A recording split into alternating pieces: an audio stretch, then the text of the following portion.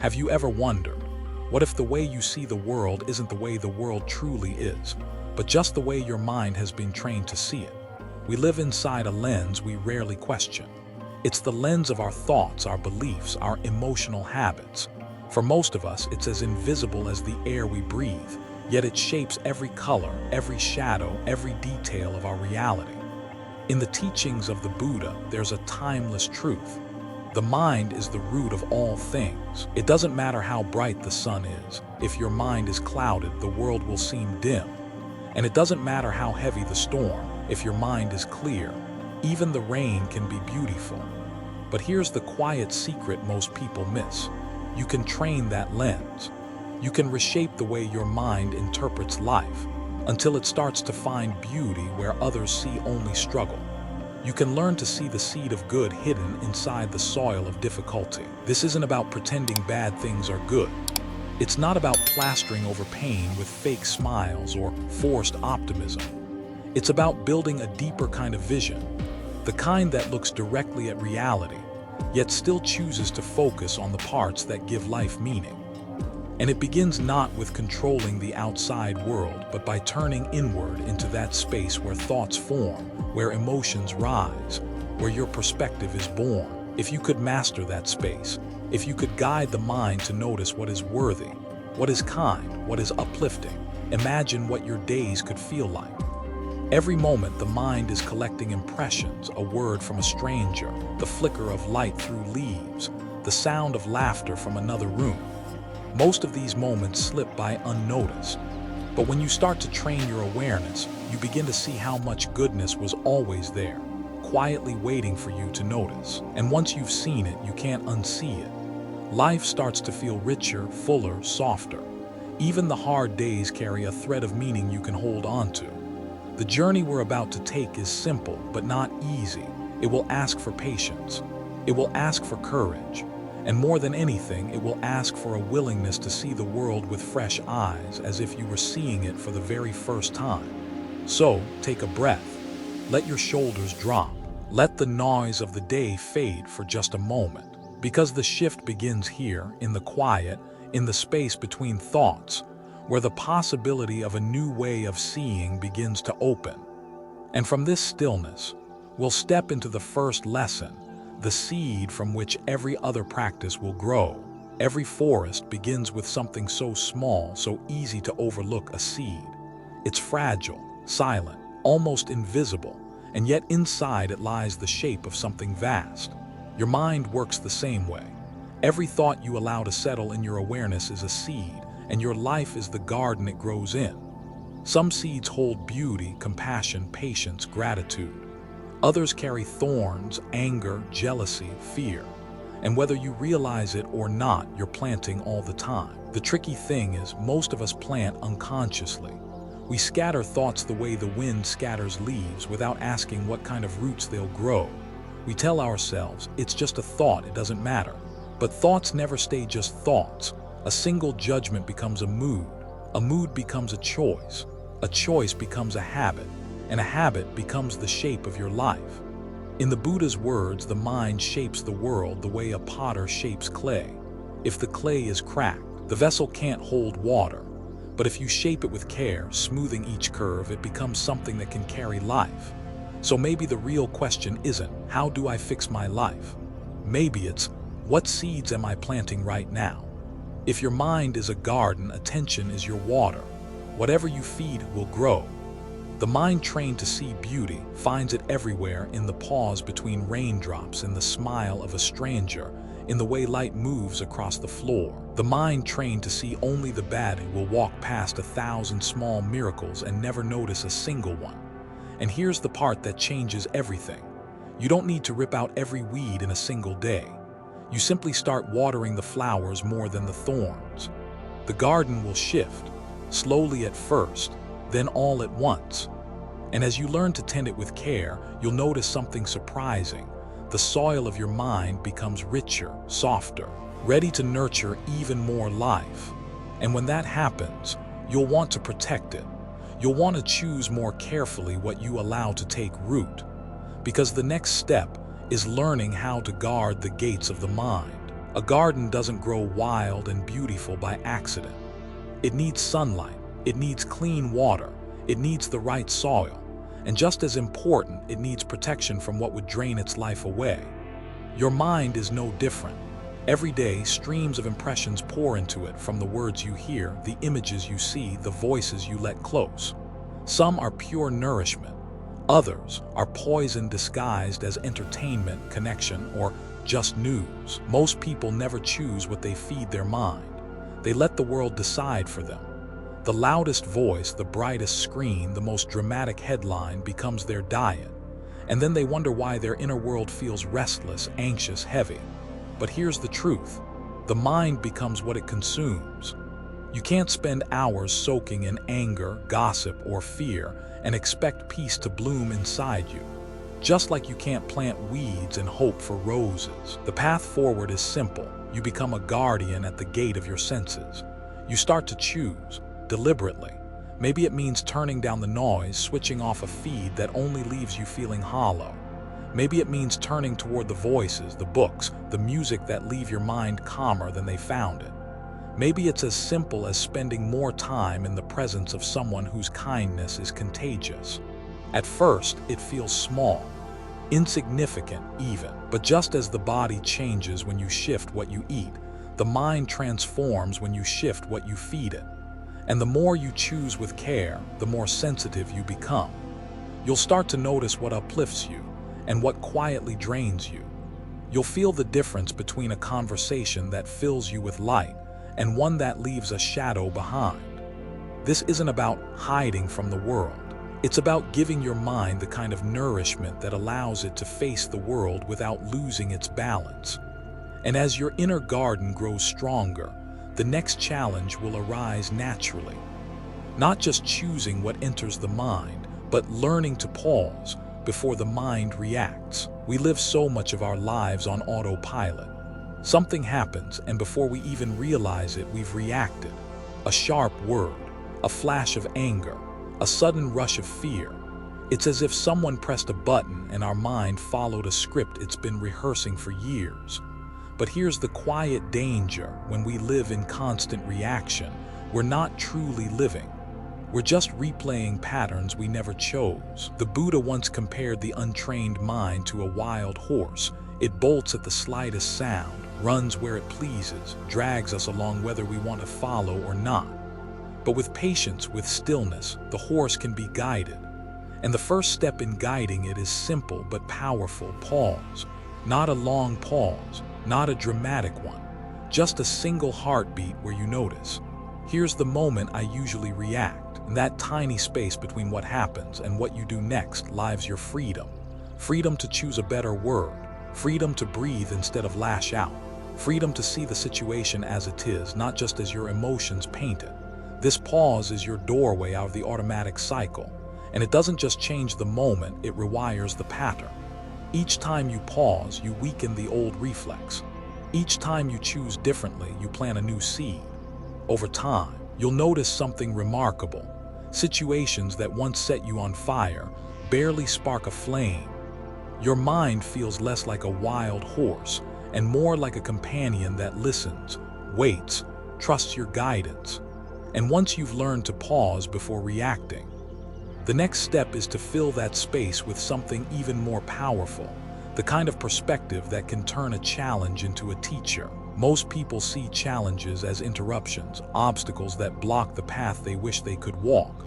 But what if the challenge is the path?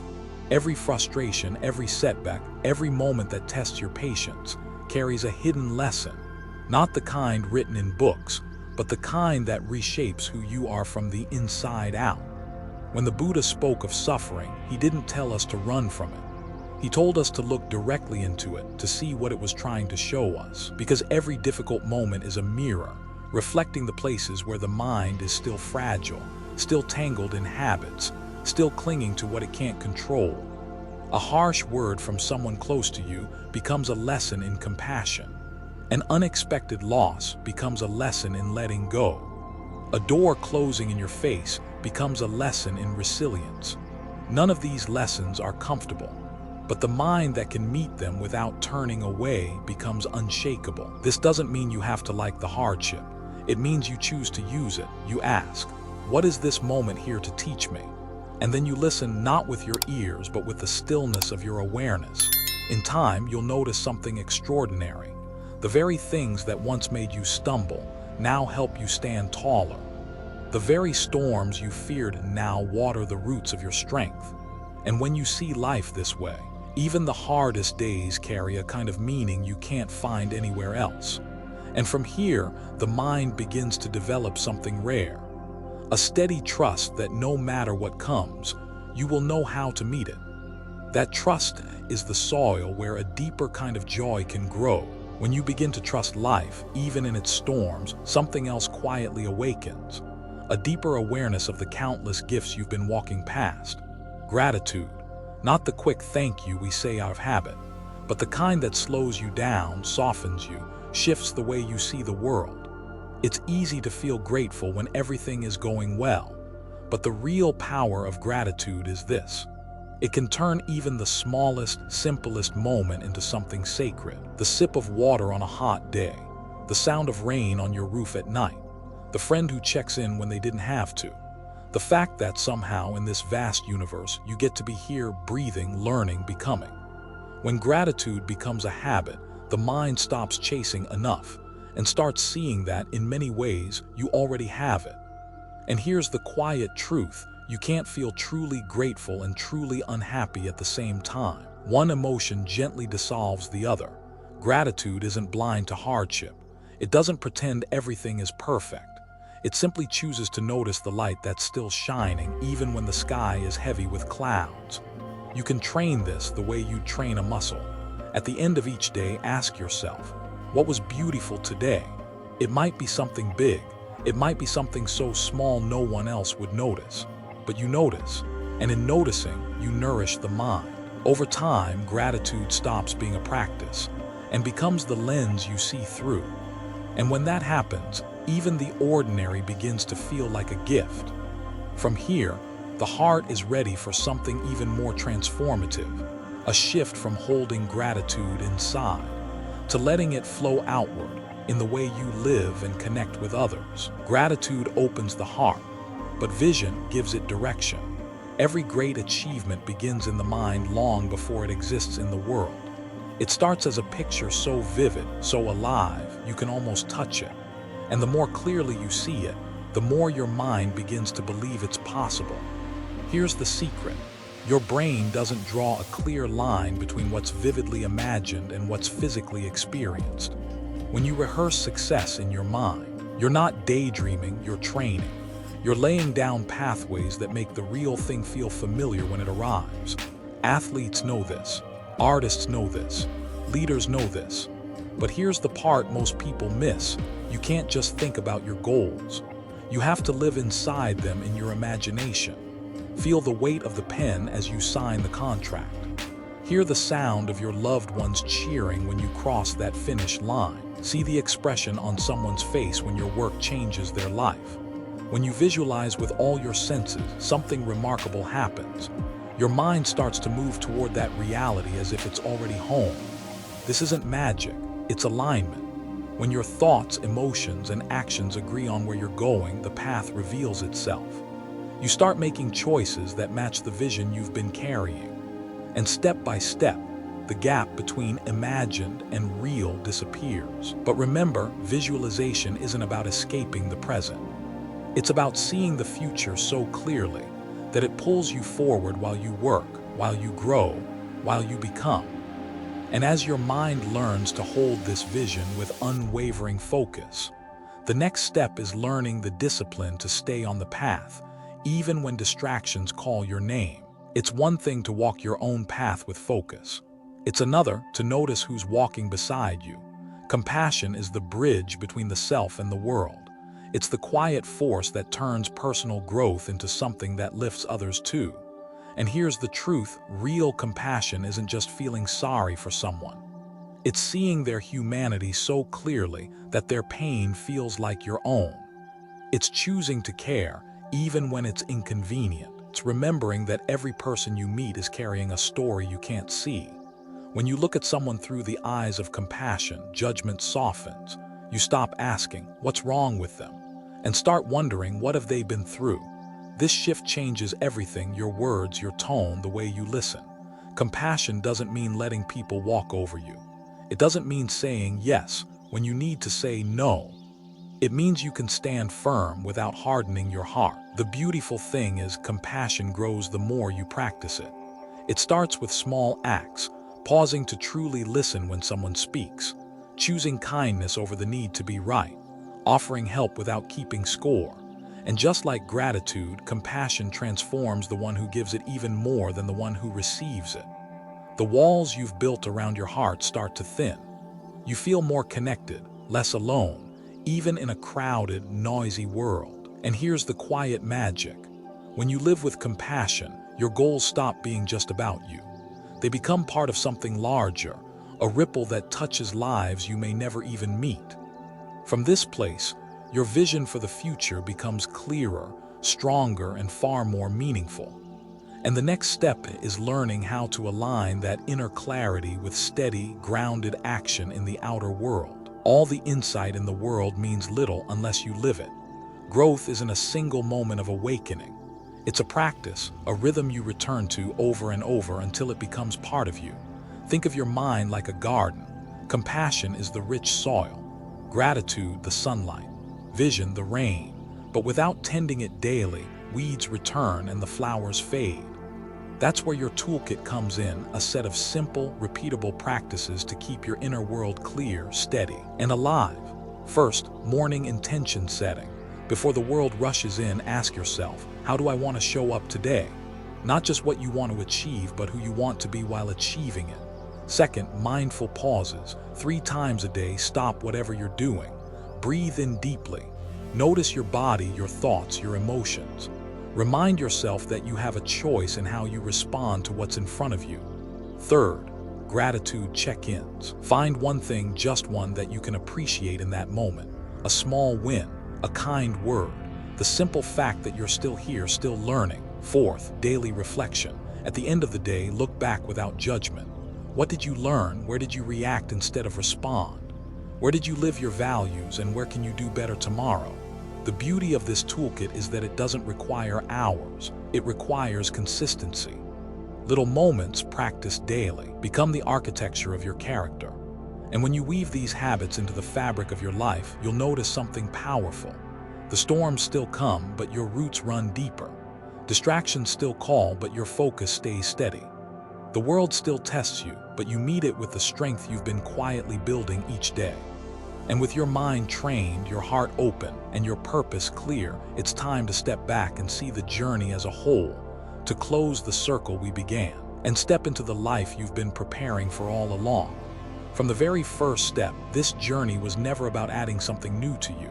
It was about uncovering what was already there, the clarity, the strength, the stillness that has been quietly waiting beneath the noise.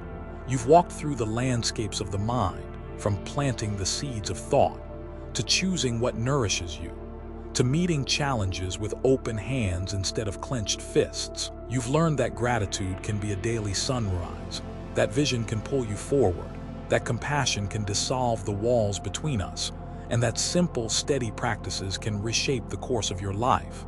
But here's the truth. There is no final destination.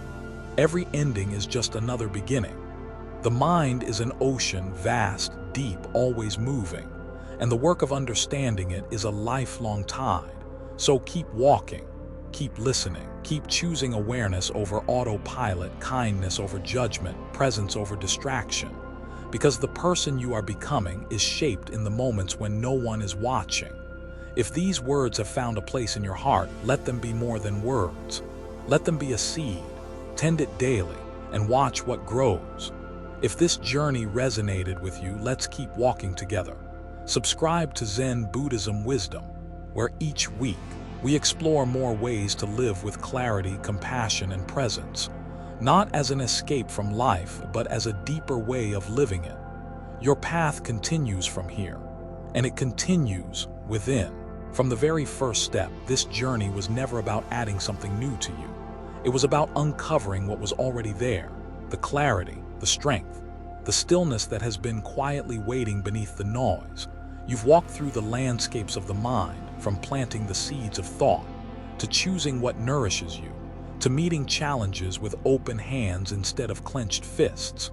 You've learned that gratitude can be a daily sunrise, that vision can pull you forward, that compassion can dissolve the walls between us, and that simple, steady practices can reshape the course of your life.